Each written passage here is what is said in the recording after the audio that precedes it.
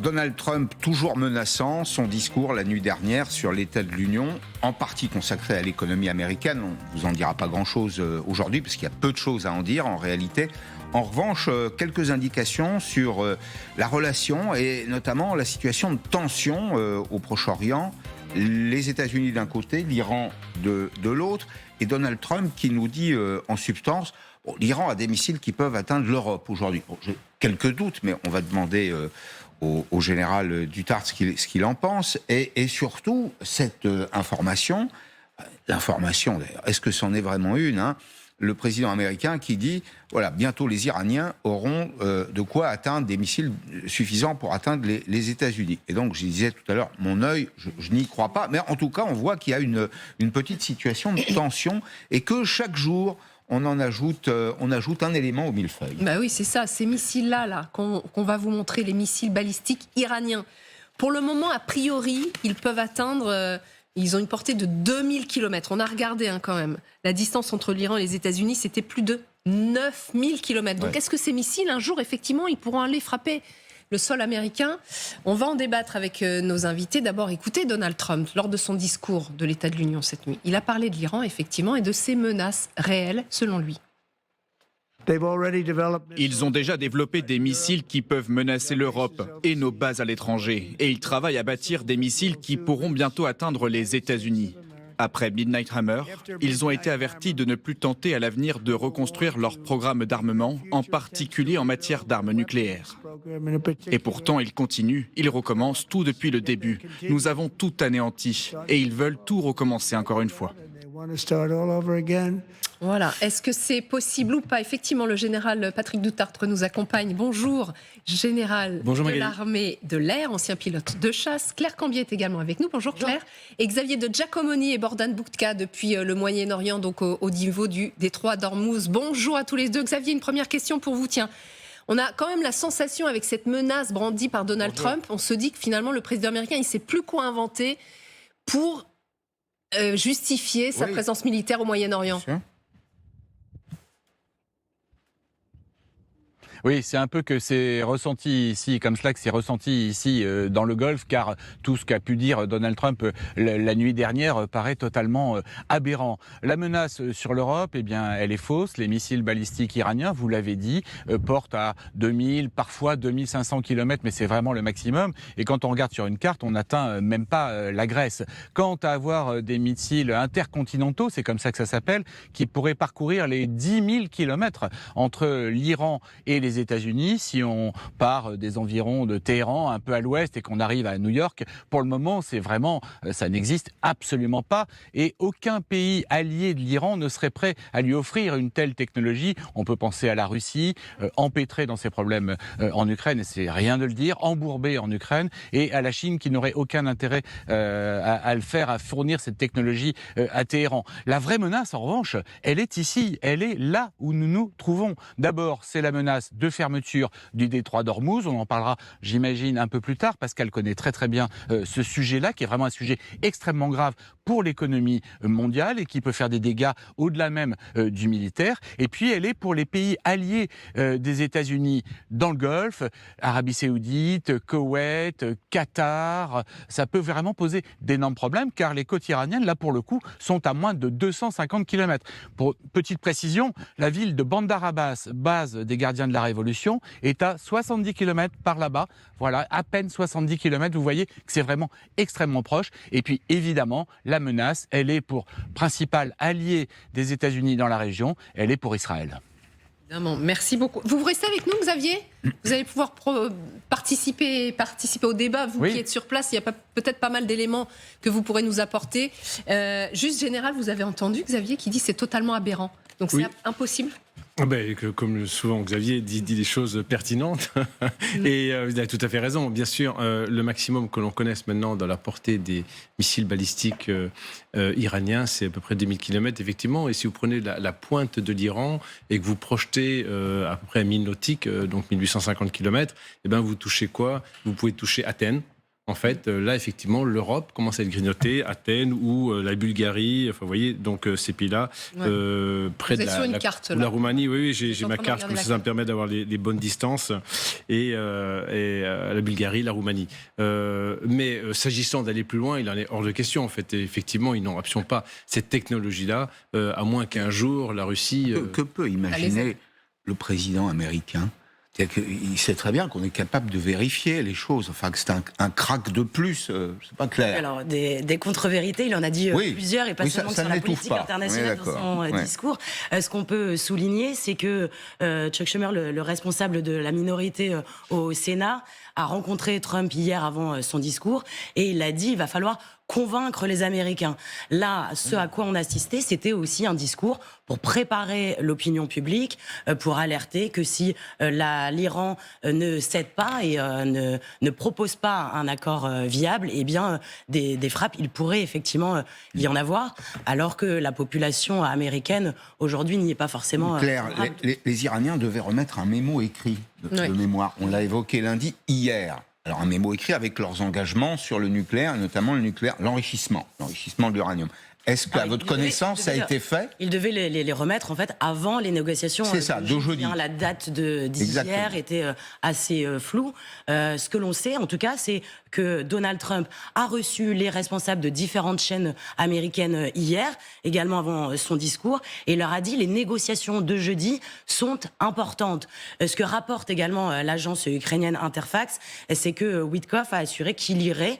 C'est rapporté par cette agence, il aurait dit ça lors d'une réunion, un des meetings IS, que Witkoff a indiqué qu'il partirait mercredi soir pour Genève et que sa priorité c'était de discuter avec les Iraniens. Donc on a bien, en tout cas pour le moment, la phase diplomatique qui est privilégiée avec cette menace qui pourra arriver très très vite derrière. On va revenir sur la diplomatie en cours, effectivement, et on sent que Donald Trump veut la privilégier finalement, cette voie-là. Mais vous dites qu'en fait, hier, cette prise de parole, elle est pour préparer les esprits, pour préparer l'opinion américaine, quitte à dire des mensonges. En tout cas, regardez la réaction du côté du régime iranien, le porte-parole du ministère des Affaires étrangères qui a crié, qui a dit c'est totalement faux ce qu'a dit Donald Trump.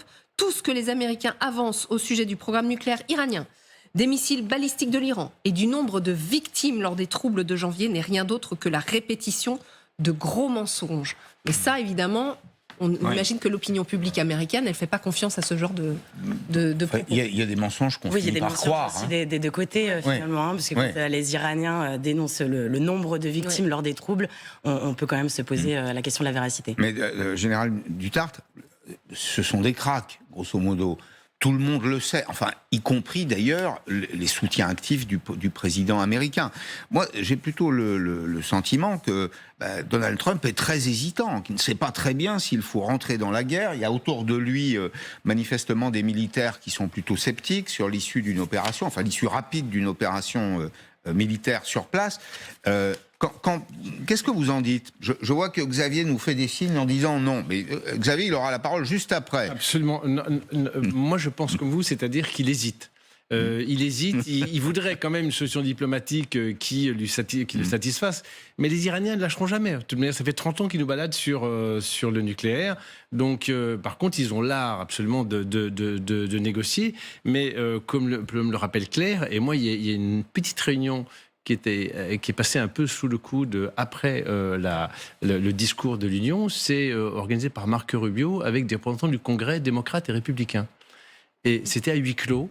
Et il semblerait, je lisais un article du Monde sur le sujet, qui disait que les représentants démocrates sortaient avec une mine un peu... défaite.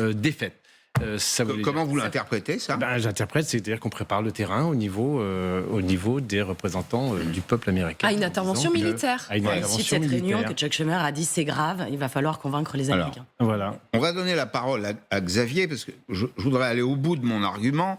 Xavier, on sait, nous ne sommes ni militaires, ni vous ni moi, mais on sait comment on rentre dans une guerre, on ne sait pas comment on en sort. Et pour mener une guerre qui soit une guerre efficace, il faut aussi avoir des objectifs précis. Est-ce que c'est vraiment le cas des Américains aujourd'hui ?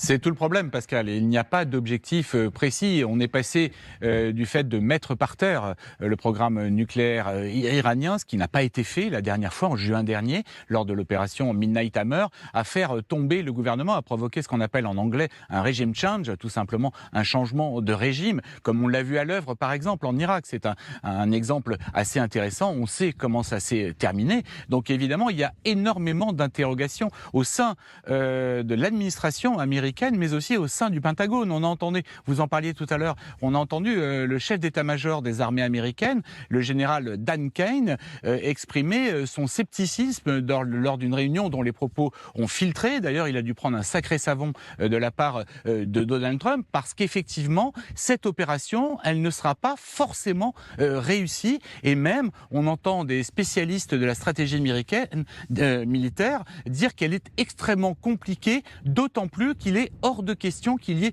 des troupes au sol. On sait très bien que des bombardements, même s'ils sont extrêmement intensifs, ne pourront pas venir à bout de l'Iran et surtout du régime des mollahs. Que pour ça, il faudrait forcément avoir une intervention au sol. Il en est bien sûr hors de question, mais beaucoup se disent que les Américains pourraient s'embourber en Iran pendant plusieurs semaines, voire plusieurs mois, si tant est qu'ils aient suffisamment de munitions, et que dans le même temps, l'Iran, ce que je vous disais tout à l'heure, pourrait infliger des dégâts extrêmement sérieux à tous les alliés des États-Unis dans cette région du Golfe Persique, en allant jusqu'à la Jordanie et jusqu'à Israël. C'est vrai que la douleur n'est pas ressentie de la même façon du côté des alliés américains que du côté de l'Iran.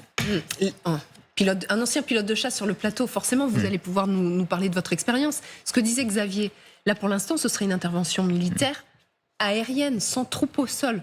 Comment est-ce que vous voyez les choses avec un terrain comme celui de l'Iran ? D'abord, beaucoup de choses sont possibles. Je rappelle quand même qu'en l'histoire, le Kosovo est tombé uniquement par l'arme aérienne, sans aucune troupe au sol. Là, c'est 90 millions d'habitants. Absolument. Mais il n'est pas question non plus de raser l'Iran. En fait, je pense que les objectifs, c'est toute la discussion. Il faut que les objectifs politiques et militaires soient parfaitement définis. Qu'est-ce que ça veut dire ? On voit, c'est complètement détruire le programme nucléaire, détruire le maximum de sites balistiques, sachant que, comme le souligne absolument Xavier Giacomini, c'est qu'il y a des risques évidemment que certains missiles allaient attaquer les bases américaines et surtout les pays du Golfe qui ont peur. Sont juste en face. Ils sont juste en face, qui ont peur de toutes les représailles et de tout ce que ça peut représenter. Il y a comme autre objectif sécuriser complètement le détroit d'Ormuz. Ça veut dire aller frapper les gardiens de la Révolution qui ont, entre guillemets, la maîtrise de ce détroit d'Ormuz côté iranien, donc tous les sites qui seraient en face de là où se trouve Xavier d'ailleurs. Et puis toucher évidemment les symboles du pouvoir iranien aujourd'hui, que sont bien sûr les mollahs et les passes d'Aran. Et donc comment en fait toucher cela sans non plus détruire l'appareil militaire qui lui doit rester en fait. Je pense qu'ils ont Trump, à juste titre, et les Américains de manière plus large, ont le syndrome de l'Irak. Pourquoi ? Parce que ça a été très mal fait, cette histoire-là. Et ils ont, par exemple, ils auraient dû se concentrer sur le parti basse et non pas toucher l'appareil militaire qui, lui, ne faisait qu'obéir aux positions politiques de Saddam Hussein à l'époque, et donc qui se sont retrouvés complètement dans l'opposition, en fait, à l'invasion américaine. C'est exactement ce qu'il ne faudrait pas faire avec l'Iran. Et la difficulté était la dernière colonne vertébrale de ce pays. Exactement. Et elle a été brisée, par les Américains, qui se sont trompés de cible, à tel point d'ailleurs que l'Irak est aujourd'hui un foyer de tension et de violence. Éviter la difficulté en Iran, c'est qu'il n'y a pas d'opposition organisée. Alors, à ma connaissance. On va écouter une voix connue sur l'antenne de LCI, c'est le général Yakovlev. Une armada pour faire joli, dit-il. Alors, c'est son point de vue. Enfin, moi, je retiens une autre idée. Une idée qu'il exprime, c'est qu'il n'y a pas nécessairement de solution militaire disponible pour les États-Unis en Iran. Il a monté ce Barnum par tranches successives. Donc maintenant, on fait venir les F-22. Soit dit en passant, je ne sais pas à quoi ils servent dans ce contexte, mais c'est pas grave, on les montre, ça fait plaisir, au moins il faut qu'ils volent.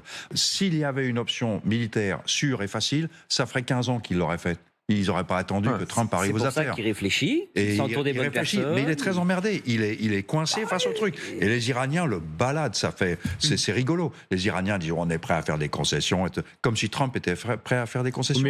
Voilà, avec son vocabulaire qui lui est cher, évidemment, on connaît très bien son franc-parler au général Yakovlev. Il se fait balader par les Iraniens. Vous êtes d'accord ? En tout cas que les Iraniens ont toujours réussi à s'en sortir et à faire traîner les négociations depuis des années. Il n'y a pas grand-chose qui avance. Donc effectivement, il se fait un peu balader. Trump avait quand même promis en janvier d'intervenir, de sauver la population iranienne. Et on voit qu'on est fin février et que le doute subsiste encore. Donc oui. Avec ces mots à lui, mais vous approuvez quoi ? Oui, après, ce qu'il faut quand même entendre, c'est qu'il y a aussi la pression, comme on disait d'ailleurs sur ce plateau, de tous les alliés du Golfe, tous les pays arabes qui, lors de la réunion du Conseil de la paix, le Board of Peace aux États-Unis, ont alerté en disant il y a des risques à attaquer l'Iran pour les représailles et il n'est pas sûr que les pays arabes acceptent que les États américains utilisent leur base militaire, ou bien survolent leur pays. En tout cas, il y a des grosses alertes qui sont émises par les partenaires. Justement, il y a cette sensation quand même qu'ils sont un peu coincés, quoi. Posons la question à Xavier, qui est à Oman. Xavier, est-ce que les alliés américains dans la région, Oman, puis il y en a d'autres, les États arabes unis, le Qatar, etc., ont toujours le pied sur le frein ? Ah oui, totalement. C'est une donnée importante dans le problème que doit résoudre Donald Trump. Dans le sorte, à mon avis, on a l'impression qu'il est tombé dans le piège iranien, un piège qui s'est tendu après les frappes de juin dernier. Les Iraniens ont vu comment ça pouvait se passer. Ils ont vu les résultats des frappes. Ils ont vu qu'elles n'avaient pas été extrêmement efficaces. Elles n'ont pas mis à bas totalement leur programme nucléaire. Il y a notamment ces plus de 400 kilos d'uranium dont on ne sait toujours pas où ils sont, mais les Iraniens, a priori, eux, savent où c'est. Et les alliés dans la région, ils font pression sur la Maison-Blanche pour qu'il n'y ait pas de frappe contre l'Iran, parce que justement, il n'y a pas d'issue militaire, d'après eux, à ce problème. Alors à Oman, où nous sommes, Oman, c'est un cas très particulier. C'est un pays qui est totalement neutre, qui fait énormément de commerce avec l'Iran. Je ne sais pas si vous voyez, derrière moi, il y a plusieurs boutres qui sont au mouillage dans la baie de Kassab et qui font des allers-retours quasiment tous les jours avec l'Iran pour aller chercher des biens de consommation. Il y a beaucoup de trafic aussi. Donc Oman fait passer les messages entre les Iraniens et les Américains. Les Émirats arabes unis, eux aussi, veulent rester neutres. Là, nous sommes un peu plus au nord dans le golfe Persique. D'ailleurs, ils interdiraient l'utilisation de leur base partagée avec les Français. D'ailleurs, on avait eu des inquiétudes il y a 15 jours comme quoi les Iraniens disaient qu'ils pouvaient viser cette base. Mais c'est la même chose dans des pays qui sont plus prompts à accompagner les États-Unis. Je pense au Qatar avec la base d'Al Udeid, à Bahreïn où il y a le siège de la 5e flotte américaine. Et d'ailleurs, tous les bâtiments de la 5e flotte ont pris le large depuis plusieurs jours pour ne pas être pris pour cible dans ce port. Et puis évidemment, l'Arabie Saoudite ne veut plus entendre parler d'aucun problème avec les Iraniens. Ils ont fait un rapprochement avec les Iraniens. Ça a été extrêmement compliqué. Vous vous souvenez, Pascal et Magali, ils avaient eu certaines de leurs infrastructures pétrolières qui avaient été attaquées par des drones.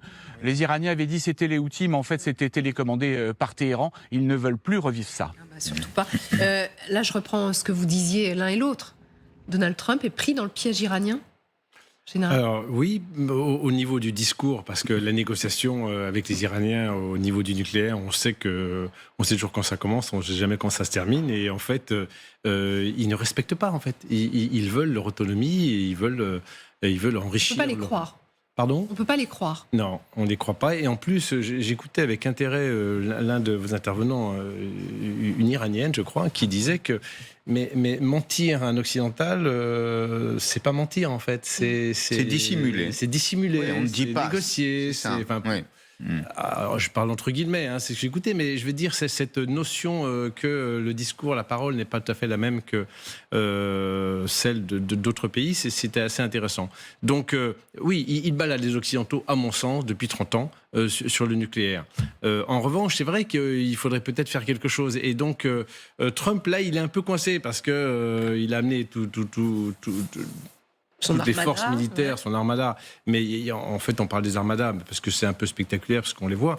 Mais ce qu'on ne voit pas, c'est tout ce qui a été déployé sur les bases américaines ou bases alliées dans la zone. Il y a beaucoup d'appareils de combat, des avions ravitailleurs, des avions de reconnaissance, des avions radars. Donc, il se donnait vraiment les moyens de toutes les options. Et pour l'instant, l'hypothèse d'une campagne longue d'attaque systématique sur tous les objectifs d'intérêt militaire, c'est vraiment quelque chose qui est pris au sérieux parce qu'il y a tous les ingrédients pour le faire. Mais c'est vrai qu'il y a un frein politique, évidemment, sur les pays en face. Les Émiratis n'ont aucune envie de se prendre des missiles balistiques ou des attaques de drones sur leur territoire. Même chose côté saoudien. Les Qataris comprennent parce qu'ils sont plus impliqués. Je ne pense pas, dans tous les cas, quand même, qu'il y a un de ces pays-là qui refuse l'utilisation de ces bases aux Américains. Oui. Je le vois mal. Oui, ce serait plutôt un refus officiel. Et puis, dans les faits, les choses pourraient être différentes. Ce qui limite quand même l'opération, une opération très longue, c'est qu'il y a notamment le porte-avions Gerald Ford qui est en mer depuis maintenant juin dernier. Que ça commence à faire être long pour les marins. Ils ont aussi des petits soucis logistiques. Ils sont pour l'instant en Crète. Et puis, c'est ce que soulignait le chef d'état-major Kane, qu'il n'est pas assuré qu'en termes de munitions, les États-Unis soient assez dotés. Alors, je me tourne vers vous pour savoir ce que vous en pensez également, mais... oui, ça paraît un peu étonnant, Général Duttart. Alors, c'est très relatif. Comparer les munitions françaises aux munitions américaines, ce sont eux qui ont le plus de munitions dans le monde. Que les choses soient claires.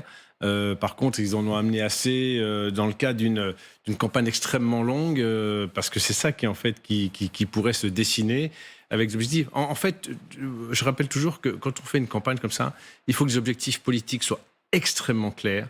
Et du coup, les objectifs militaires soient dans la foulée. Je me souviens de la guerre du Golfe.